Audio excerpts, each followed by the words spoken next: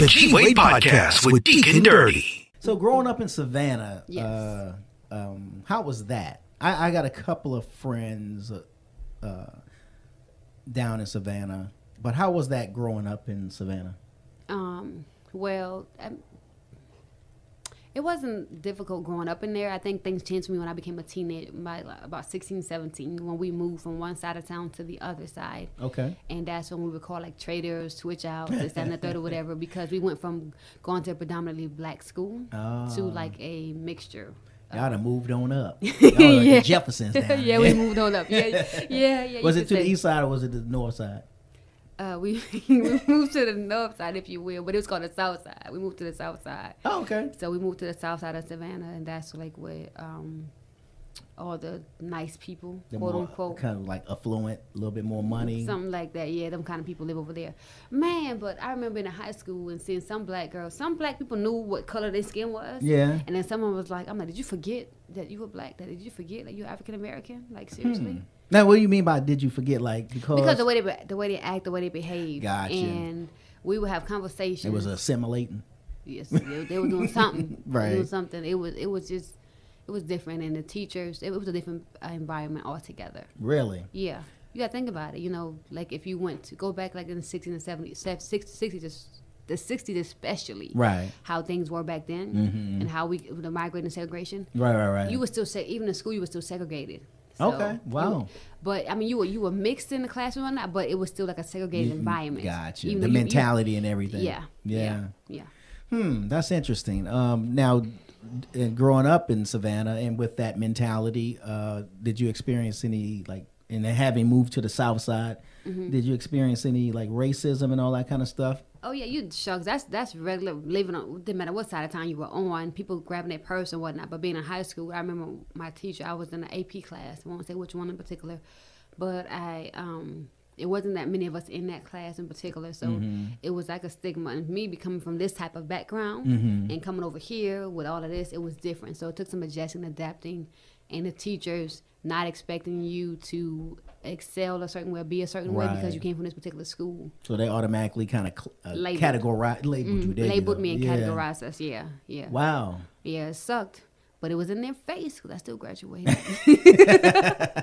All A's. Man, I wish that was my sister. I was like I was an AB student though. Like I was like an AB student. I still passed though. I don't care. AB, man, I high five that. I wish I could say that. Hey, it's okay. We made it. Right. Yeah. So now growing up, you experienced some of the, well, obviously racism there and all that kind of stuff. Has any of that experience affect the way you write? Matter of fact, before we even talk about that, when did you discover that you like to write? Actually, it was my teacher. I was in about third grade, believe it or not. I was in about third grade, and my teacher, we had an assignment. I wrote about George Washington Carver. And I actually mentioned her in my very first book, Kingdom Mindset, Kingdom Thinking. I acknowledged her because she was the one who said, "Hey, Monique, you have a gift of writing." Oh, cool. And so until I graduated from high school, she stayed with me. She sent me poems and different things of that nature to keep me writing. And so I competed as I got older. Okay. And got into spoken word and different things of that nature as I got older. Oh, you got spoken word?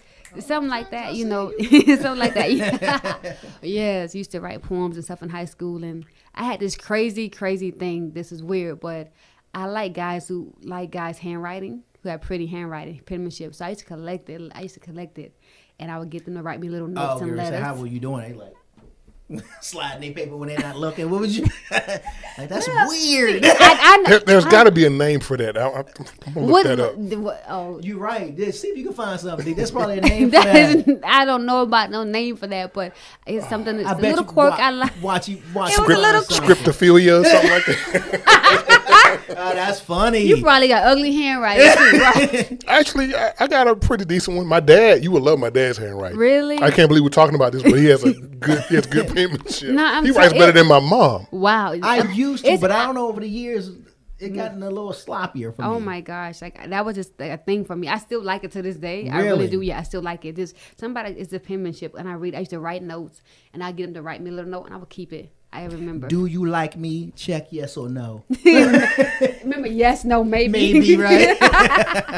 That's funny. You gotta hit him with the maybe.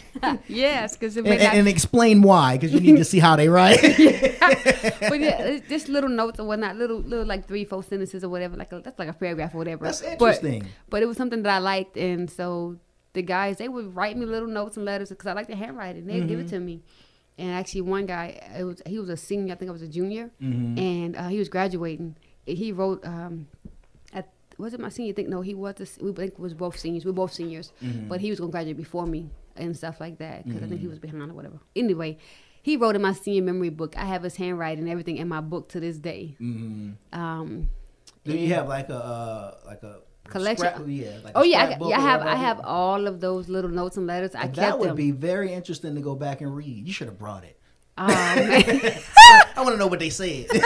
Oh, man. I always thought you was cute. Oh, man. But your dad chased me away. You know what I'm saying? Nah, my mom. Oh, my gosh. Yo, we could not date. Like, seriously. It was like, because Georgia had this rule that you had to pass this exam, right? To get out of high school.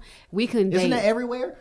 No, it was not everywhere. No, she had rules. I will never forget this little guy in school. We liked each other. That joker showed up to the door. I was like, "What you doing here?" Like, bruh. Like, what are you doing here? Like, you can't. Like, no, you can't. Like, you, like people talking through the crack of the door. Like, you had remember the screen door? Oh, yeah.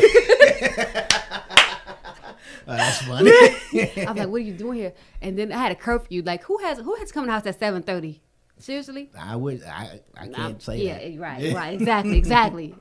Junior high school coming to the house at 7:30. Like, seriously? But I get it. You get what? Oh, you kidding? Man. All right. Well, maybe I'm being a parent. He being a real parent. Not a right parent, now. but like a double standard in a sense, because I'm thinking you're a female.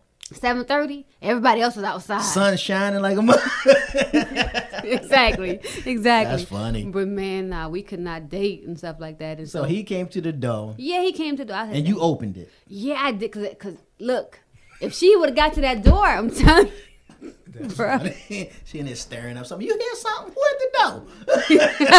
Right. I got it. I went to the door and everything. I did get to go outside, but I was like, you can't come around here. Shoot, let's go way back before we even move on that side of town.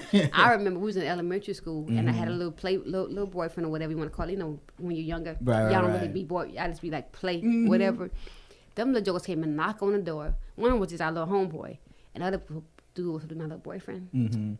Man, they said we came to walk them to school. No, y'all not walking them to school. Blah blah blah. I'm like, oh Lord Jesus. I'm like, they ain't never learned. But we go in the same place. You know what I'm saying? They didn't walk us to school that day. Wow. They never walked us to school. So were you like? I grew up in a strict household. So. That's what I was just getting saying. Yeah, boy. So you was in a strict household, shelter. Yeah, but boy, when you come under. Unsheltered, out of the light. I'm out here, world. Mo's back. Bad, man. Wow. It was funny. I was a lookout girl. Dude. Yeah, I know y'all had y'all homeboys. Don't. She said she was the lookout girl. Now, what does that mean? Exactly what it says. Go ahead, y'all. I got you. we used to plan it, man. We used to plan it, man. When you hear the whistle, man, we should plan it. I was like, hey, and then this is when cell phones like first kind of really came out or whatever. We'd be texting. I was like, hey. She was like, I'm leaving. I'm like, hey, she leaving. We used to clock it. It's like, okay, we knew from this side of town to this side of town. Y'all knew the timing. Yes, you better have to time it. Man, I know I'm the only one who did that. So they're in the backyard kissing. Man, they weren't even in the backyard. It was in the basement. Oh, she had went around the corner. But I'm gonna end that story. It's my sister. So you ain't trying to hour. We gonna somebody tell you know is gonna watch this interview. Right. I know somebody. I know. Her mother. Hey, I'm not sharing this. I'm gonna tag her in it. No. The one time she watched my interview. Right. Exactly. The one time. All these interviews. She didn't sit there and expose everything, and then next. Right. Wow. So you was the lookout girl. So but we when your each mom other. left, you said your sister said, "Hey, I'm going around the Harold's. See why he got it? He just digging. He just going. We want to be moving on to the next subject, right? Your mom gonna drive up here after this interview. Next, so inside my book, right? Right.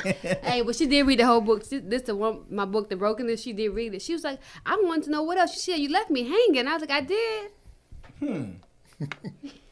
The water look good, don't it? He said, "Show is thirsty." Right. What you put in this? You know what I'm saying? Oh man, where the label? I know where's the label, right? We're not promoting anybody right here. No. But G-Wade Studios here. G-Wade Studios. H2O.